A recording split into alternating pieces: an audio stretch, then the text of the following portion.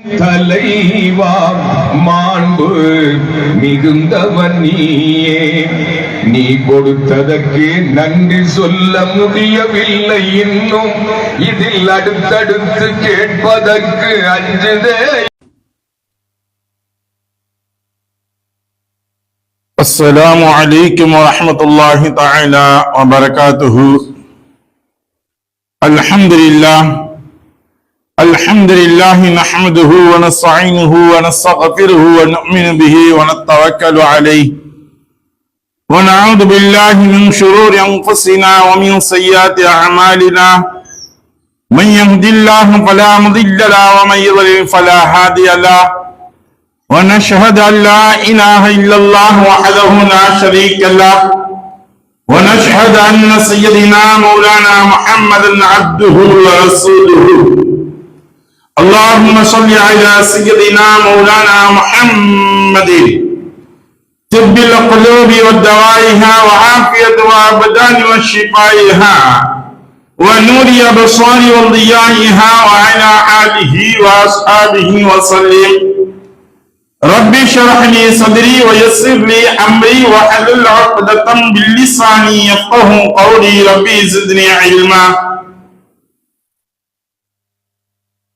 أما بعد فقد قال الله تعالى في القرآن الكريم وفي القرآن المجيد: أعوذ بالله من الشيطان الرجيم. بسم الله الرحمن الرحيم. لن ينال الله لحومها ولا دماؤها ولكن يناله التقوى منكم إلى آخره. صدق الله العلي العظيم.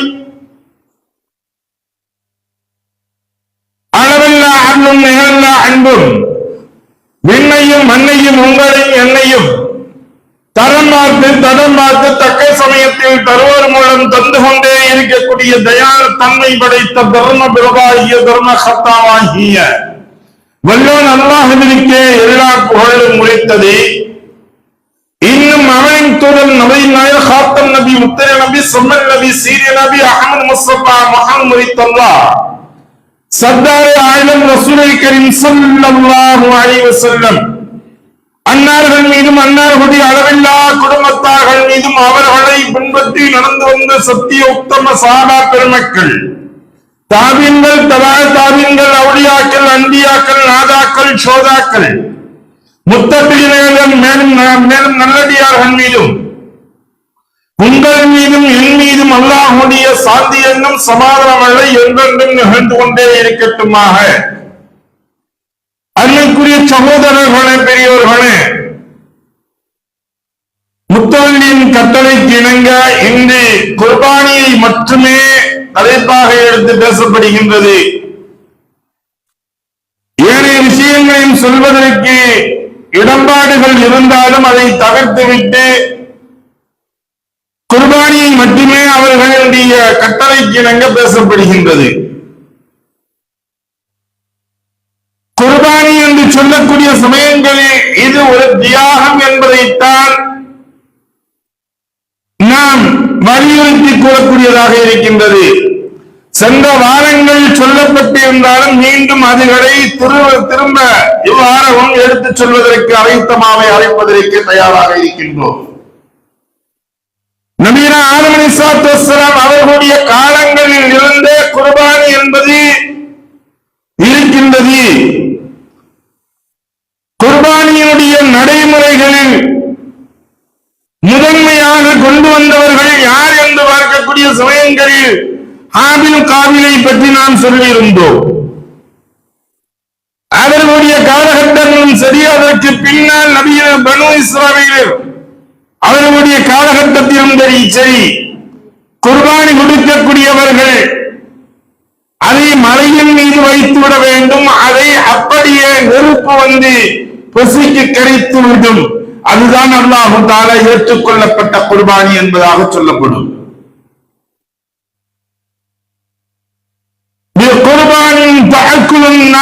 அல்லாஹ் சொல்லும் பொழுது சொல்லி காட்டுகின்றான், அவர்களுடைய குர்பானியை நெருப்பு தின்றுவிடும். இந்த அளவிற்கு குர்பானி என்பது அவர்களுக்கெல்லாம் கடமையாக இருந்தது. எது நெருப்பு கரிக்கப்படவில்லையோ அது அவர்களுடைய தக்வாக்கள் இல்லாமல், இரையச்சம் இல்லாமல், பேருக்காக வேண்டியும் புகழுக்காக வேண்டியும் கொடுப்பதற்கு மீது சொல்லியிருக்கின்றானே என்பதற்காக வேண்டி சாட்டியதற்காக வேண்டியும் இவர்கள் செய்யக்கூடிய குர்பானி. இந்த குர்பானியை அல்லாஹ் தஆலா ஏற்காமல் விட்டு விடுகின்றான். فَكُلُوا مِنْهَا وَأَطْعِمُوا النَّائِسَ الْفَقِيرَ وَأَطْعِمُوا الْقَائِدَ وَالْمُعْتَرَ. அல்லாஹ் தஆலா நபிகள் நாயகம் ஸல்லல்லாஹு அலைஹி வஸல்லம் அவர்களுக்கு குர்பானியை அறிமுகப்படுத்திய பொழுது எப்படி கூறப்பட்டது, நீங்கள் அறுத்து பலியிடுங்கள் என்று சஹாபாக்களுக்கு கேட்ட பொழுது, யா ரசூலுல்லாஹ் மா ஹாதல் உல்ஹியா யா ரசூலுல்லாஹ், உல்ஹியா என்றால் என்ன யா ரசூலுல்லாஹ் என்பதாக கேட்கப்பட்ட பொழுது, அப்பொழுது நபினா முஹம்மது ஸல்லல்லாஹு அலைஹி வஸல்லம் அவர்கள் சொன்னார்கள், சுன்னத் அபீக்கும் இப்ராஹீம், இப்ராஹிம் அலைஹிஸ்ஸலாம் அவர்களுடைய சுன்னத்தை என்பதாக அவர்கள் சொன்னார்கள். மீண்டும் சஹாபாக்கள் கேட்டார்கள், மா லனா ஃபீஹா யா ரசூலல்லாஹ், அதில் எங்களுக்கு என்ன இருக்கின்றது யா ரசூலல்லாஹ், அதுபோன்று நாங்கள் செய்ய வேண்டும் என்றால் எங்களுக்கு என்ன இருக்கின்றது, என்ன பலன்கள் இருக்கின்றது? இப்ராஹிம் அலைஹிஸ்ஸலாம் அவருடைய சுன்னத்தை அதை பின்பற்ற வேண்டும் என்பதாக சொல்கின்றீர்கள், நாங்கள் அதை பின்பற்றுகின்றோம், அதன் மூலமாக எங்களுக்கு என்ன இருக்கின்றது, என்ன நன்மைகள் இருக்கின்றது என்பதாக கேட்கப்பட்ட பொழுது ரசூலுல்லாஹி ஸல்லல்லாஹு அலைஹி வஸல்லம் அவர்கள் சொன்னார்கள், பிகுல்லி ஷஅரத்தின் ஹஸனத்துன், அதனுடைய ஒவ்வொரு முடிக்கும், அதனுடைய ஒவ்வொரு ரோமத்திற்கும் நன்மைகள் இருந்து கொண்டிருக்கின்றது, ஒவ்வொரு நன்மைகள் இருந்து கொண்டிருக்கின்றது என்பதாக ரசூலுல்லாஹி ஸல்லல்லாஹு அலைஹி வஸல்லம் அவர்கள் சொன்னார்கள். அப்படியானால் நாங்கள் ரோமங்கள் அதிகமுடைய அடர்த்தியாக இருக்கக்கூடிய ஆடுகளை கொடுத்தால் அதில் லட்சக்கணக்கான கோடிக்கணக்கான ரோமங்கள் இருக்குமே யா ரசூலுல்லாஹ் என்று கேட்கப்பட்ட பொழுது, அந்த அளவிற்கு எங்களுக்கு நன்மைகள் எழுதப்படுமா என்பதாக கேட்கப்பட்ட பொழுது ரசூலுல்லாஹி ஸல்லல்லாஹு அலைஹி வஸல்லம் அவர்கள் சொன்னார்கள், ஆம், அந்த அளவிற்கு உங்களுக்கு நன்மைகள் எழுதப்படும் என்பதாக. அருமைக்குரிய சகோதரர்களே, பெரியவர்களே, ஜாகிலியாவுடைய காலகட்டத்திலும் குர்பானி கொடுத்தார்கள். ஐயாவில் ஜாகிலியா என்று சொல்கின்றோமே, அறியாத காலகட்டங்கள், ஒன்றும் தெரியாத அவர்கள் ஒரு பொதுபோக்குத்தனமாக அவர்கள் கண்டதே ஆட்சி கொண்டதே கோலம் என்பதாக நடந்து கொண்டிருக்கக்கூடிய அந்த ஐயாவுடைய ஜாகிலியா காலகட்டங்கள். இந்த காலகட்டங்களில் குர்பானி கொடுத்தார்கள். குர்பானி கொடுத்தது என்ன செய்யலாம் அப்படின்னா, அவர்கள் ரத்தத்தை எடுத்து சுவர்களில் அவர்கள் தழுவிக் கொள்வார்கள், சோதராவுடைய ரத்தத்தை தெளித்து விடுவார்கள், இன்னும் அதனுடைய இறைச்சியை எடுத்து சுவர்களில் அடித்து விடுவார்கள், ஒட்டி வச்சுட்டு இவைகள் எல்லாம் இறைவனை சேரும் என்பதாக அவர்கள் நம்பிக்கொண்டிருந்தார்கள். இதெல்லாம் என்னுடைய இறைவனும் சேர்ந்து கொண்டிருக்கின்றது. எப்படி நபினா இப்ராஹிம் ஸல்லல்லாஹு அவர்களுடைய இறைவனை சென்றடையும் என்பதாக அந்த ஐயாவுடைய ஜாகிலியா காலகட்டத்தில் சொல்லிக் கொண்டிருந்தார்கள். ஏன் தெரியுமா? அவங்க நபினா இப்ராஹிம் ஸல்லல்லாஹு அவர்களுடைய ரப்பை நாங்கள் ஏற்றுக்கொள்கின்றோம் என்பதாகத்தான் சொன்னார்கள். ரசூலுல்லாஹி என்ன சொன்னாங்க? அபிஜெயில்லா என்பது லா இலாஹ இல்லல்லாஹ், அதுல எங்களுக்கு எந்த ஒரு வேறுபாடு இல்லை, அதை நாங்கள் எதுவும் நாங்கள் தகர்க்கவில்லை, முஹம்மது ரசூலுல்லாஹ் என்று சொல்கின்றீர்களே, இதுதான் நாங்கள் ஏற்றுக்கொள்ள முடியாது அப்படின்னு சொன்னாங்க.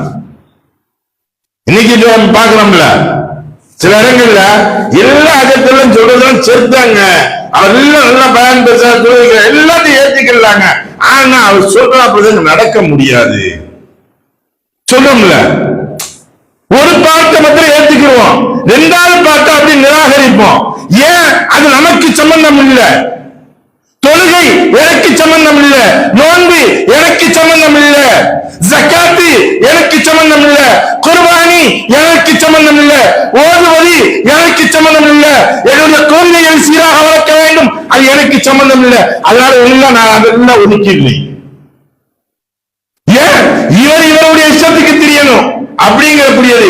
இவர் தன்னுடைய வாழ்க்கையை கூட குர்பானி கொடுப்பதற்கு தயாராக இல்லாத நபர்களாக தான் இருந்து கொண்டிருக்கின்றோம். அருமைக்குரிய சகோதரர்களே, இது போல அவங்க சொன்னது அதுதான். நபியே உங்களை நான் என்ன செய்யறேன், லா இலாஹ இல்லல்லாஹ் ஏற்றுக்கொள்றோம், முஹம்மது ரசூலுல்லாஹ் ஏற்றுக்கொள்ள முடியாது என்று அவங்கள அந்த குர்பானியை அவர்கள் கடைபிடித்தார்கள். அதனாலதான் இப்படி எல்லாம் செஞ்சாங்க.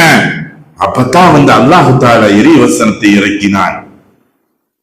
தன்னுடைய இறைவசனத்தின் மூலியமாக அல்லாஹ் தஆலா கட்டளையிடப்பட்டது எப்படி தெரியுமா? லன் யனால்லாஹு லுஹூமுஹா வலா திமாஉஹா. அல்லாஹ் தஆலாவிடத்தில் நீங்கள் அறுத்து பலியிடக்கூடிய இரத்தமோ அல்லது அதனுடைய சதைகளோ சென்று அடைவதில்லை. வலாக்கின் என்றாலும் எது சென்றடைகிறது? யனாலுஹு தக்வா. உங்களுடைய நீக்கும் உங்களிடமிருந்து இருக்கக்கூடிய தக்வாக்கள், இறையச்சம் இருக்கின்றது, இறை நம்பிக்கை இருக்கின்றது, இதுதான் அல்லாஹ்வை சென்றடையும். அப்படியானால் இறை நம்பிக்கை இருக்கக்கூடியது என்றால் எந்த அளவிற்கு நாம் குர்பானி கொடுப்பதற்கு முன்பதாக எதை பிரியப்பட்டு இருக்கின்றோமோ அதை குர்பானி கொடுக்க வேண்டும். எது நமக்கு ஏற்றமானது என்று எண்ணி கொண்டிருக்கின்றோமோ அதை குர்பானி கொடுக்க வேண்டும். கால்நடைகளில் நாம் வளர்த்து அதை பாசம் காட்டி அதை முழுமையாக நம்முடைய பராமரிப்புகளில் இருந்து, இது ரொம்ப என்னுடைய சொல்ல கேட்கல வருதுங்க. நான் ஒரு சவுண்ட் விட்டா எங்க இருந்தாலும் சரி உடனே துள்ளி குதிச்சுட்டு வருதுங்க. இப்படியா கொண்ட என்னுடைய வளர்ப்பா ஆடுங்க அப்படின்னு சொல்றோம்ல, இப்படியா கொண்ட விலங்குகளை நாம் குர்பானி கொடுப்பதற்கு தயாராக வேண்டும். குறைந்தபட்சம் அதை வாங்கி வைத்து, சென்ற வாரமே சொல்லப்பட்டதுதான், இருந்தாலும் மீண்டும் குர்பானியை பற்றி பேச வேண்டும் என்பதன் காரணமாக இதை மீண்டும் நினைவூட்டுகின்றோம். நாம் முன்பதாகவே வாங்கி வைக்கப்பட்டு நம்முடைய கரங்களினாலேயே அது பாசத்துடன் உணவளிக்கப்பட்டு அப்படியா கொண்ட விலங்கினத்தை நாம் குர்பானி கொடுக்க வேண்டும். என்ன இந்த வார்த்தையெல்லாம் சென்ற வாரம் சொன்னதை கேட்காம நின்றாங்களோ என்னமோ தெரியவில்லை. அருமைக்குரிய சகோதரர்களே, குர்பானி கொடுப்பது என்பது அவ்வளவிற்கு பிரியத்தில் இருக்கக்கூடியது. இன்னைக்கு நம்ம இந்த அல்லாஹ் சொல்லக்கூடிய குர்பானியும் சரி பிரியமானத நம்ம குர்பானி கொடுக்க மாட்டோம். பாக்கி உள்ள நம்முடைய சுயநலங்கம் என்று சொல்லக்கூடிய பெருமைகளையும் பகட்டுகளையும் அதே போன்று கௌரவம் எனக்கூடிய எல்லா விஷயமும் குர்பானி கொடுப்பதற்கு கூட நாம் தயாராக இருக்க மாட்டோம். நான் சொல்றது நான் செஞ்சதுதான் நடக்கணும் அப்படிங்கக்கூடிய ஒரு அகந்தையில் தான் நாம் இருந்து கொண்டிருப்போம். அதை நாம் குர்பானி கொடுப்பதற்கு தயாராக இல்லை. அருமைக்குரிய சகோதரர்களே, பெரியவர்களே, அல்லாஹ் தஆலா குர்பானியின் மிகவும் ஏற்றமான ஒன்று எது? குர்பானி கொடுப்பதற்கு தகுதியானது ஆடு, மாடு, ஒட்டகம், இந்த மூன்றையும் குர்பானி கொடுக்கலாம். குர்பானி கொடுப்பதற்கு தகுதியானது அது எந்த அளவிற்கு? ஆட்டிற்கு ஒரு நபர், மாட்டிற்கும் ஒட்டகத்திற்கும் ஏழு நபர்கள் சேர வேண்டும், குர்பானி கொடுக்கப்பட வேண்டும்.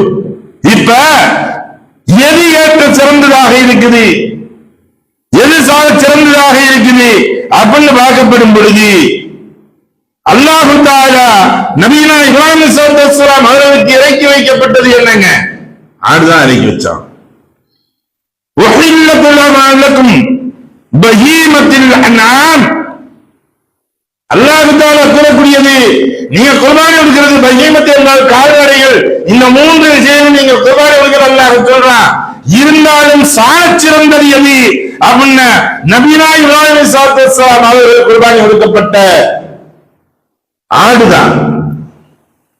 எல்லா நபிமார்களுக்கு முன்னுள்ளதில் பார்த்தோம்னா ஆடைத்தான் அதிகமாக குர்பானி கொடுத்திருக்காங்க. இப்ராஹிம் ஸல்லல்லாஹு அவர்கள் கொடுக்கப்பட்டது.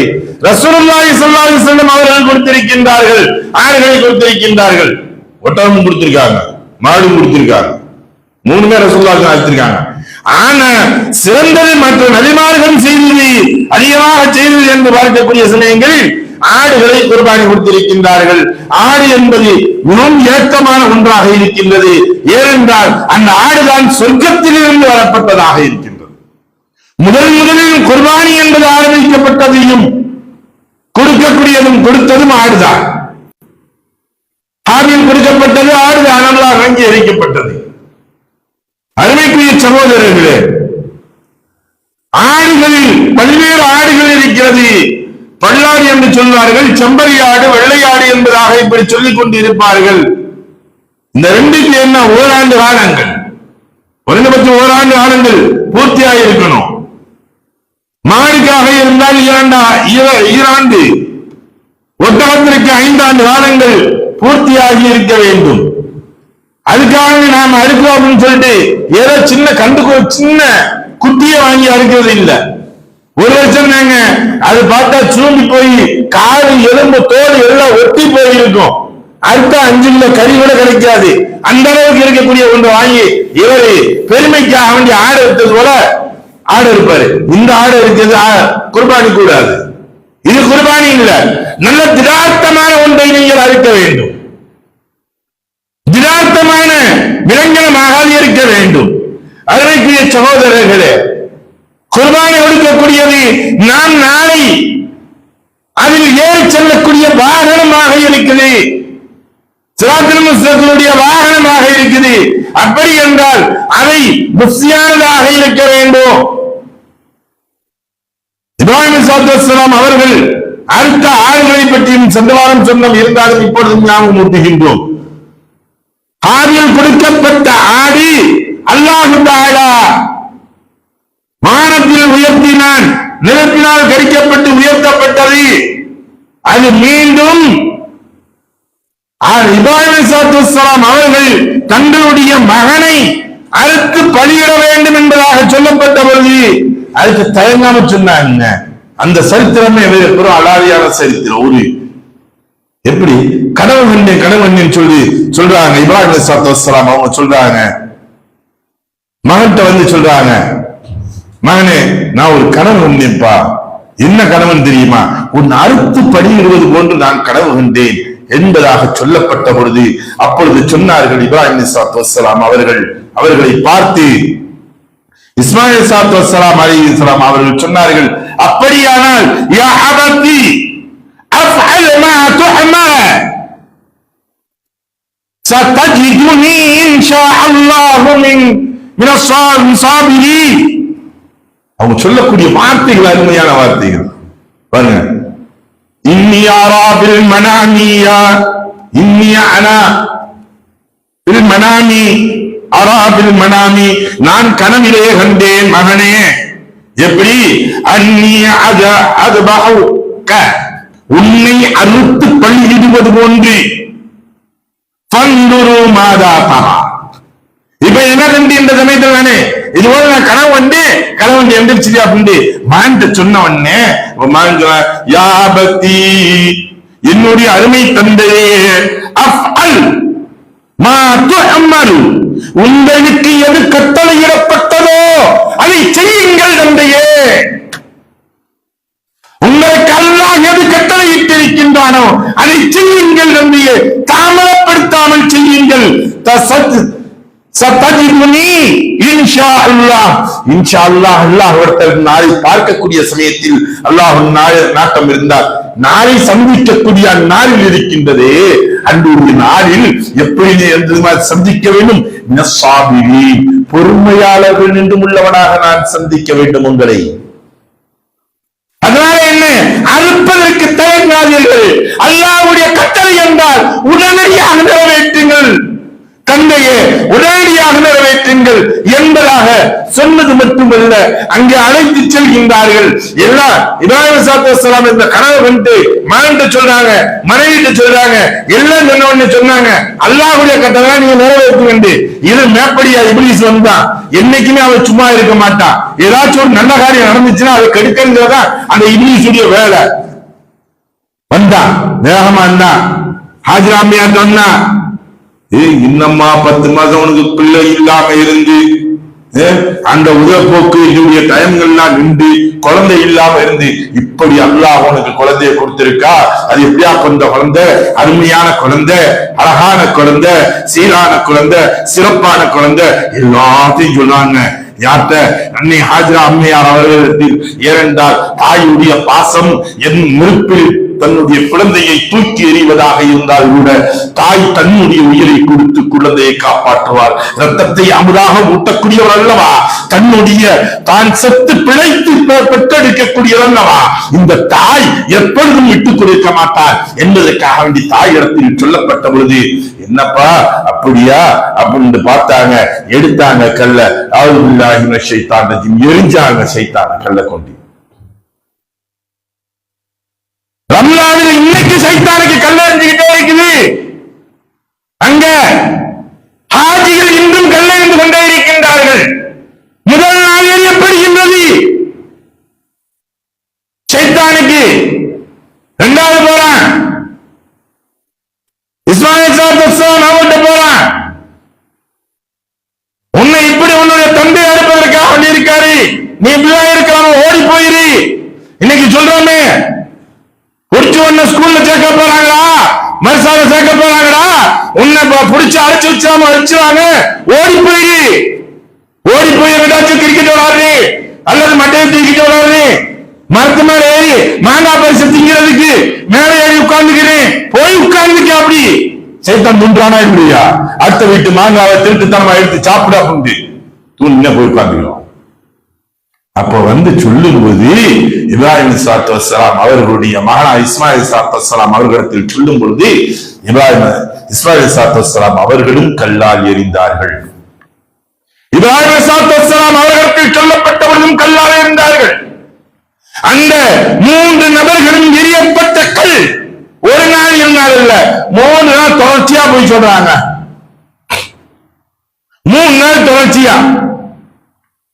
எப்ப குர்பானி கொடுக்கிறாங்க ஆரம்பம், 10வது நாள் அன்னைக்கும் போய் சொல்றான், 11வது நாள் சொல்றான்.